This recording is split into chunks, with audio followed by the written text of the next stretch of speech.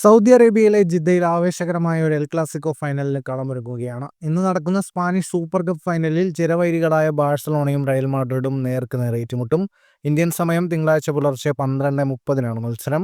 നിലവിലെ ചാമ്പ്യന്മാരായ ബാഴ്സലോണ മികച്ച ഫോമിലാണ്. സെമി ഫൈനലിൽ അത്ലറ്റിക്കോ ബിൽബാവോയെ എതിരില്ലാത്ത 5 ഗോളുകൾക്ക് തകർത്താണ് ബാഴ്സ ഫൈനലിലെത്തിയത്. റഫീനിയ, ഫെറാൻ ടോറസ് തുടങ്ങിയവരുടെ മിന്ന ഫോം ടീമിന് കരുത്തേകുന്നു.